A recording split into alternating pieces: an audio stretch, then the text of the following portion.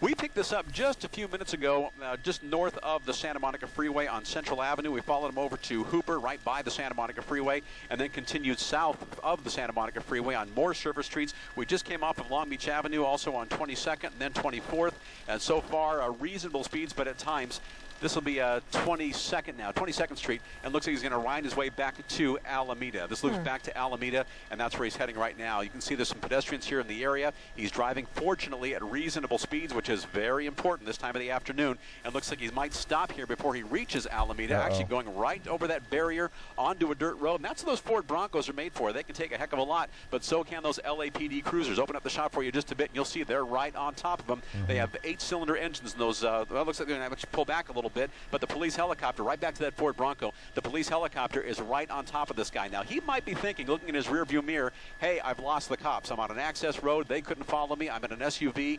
I can take it here just south of Washington Boulevard near the train tracks, and looks like those PD police officers in their Crown Victorias, they pulled off, even if it's momentarily, but they got that helicopter overhead, and that helicopter, just like we're doing in Air 7 HD, watching his every move. Now, try to wind his way over those railroad tracks, and it's very possible he'll get stuck here.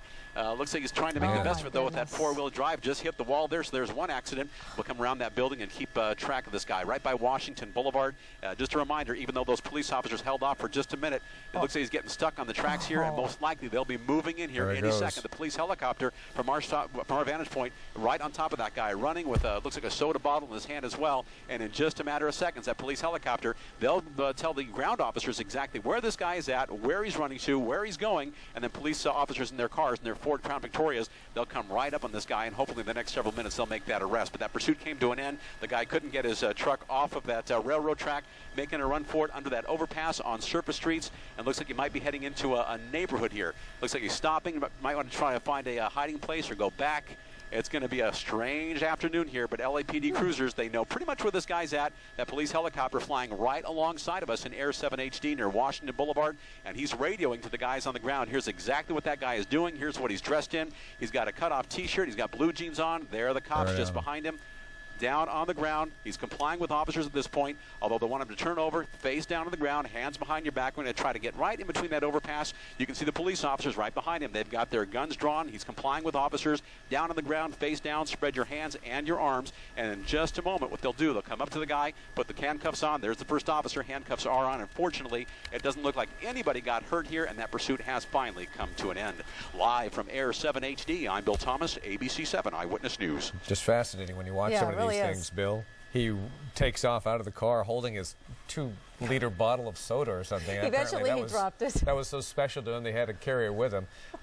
Bill, can we, as we're watching this, it appears that they have him, but we're hearing that a train is coming and the vehicle remains on the tracks. Is there any way you can get that shot for us and go back to the vehicle that's been left on the tracks? David, you got stepped on there for just a second, but we do hear that a train is inbound within about a quarter of a mile, and they are alerting all their police officers to clear the tracks as soon as you can.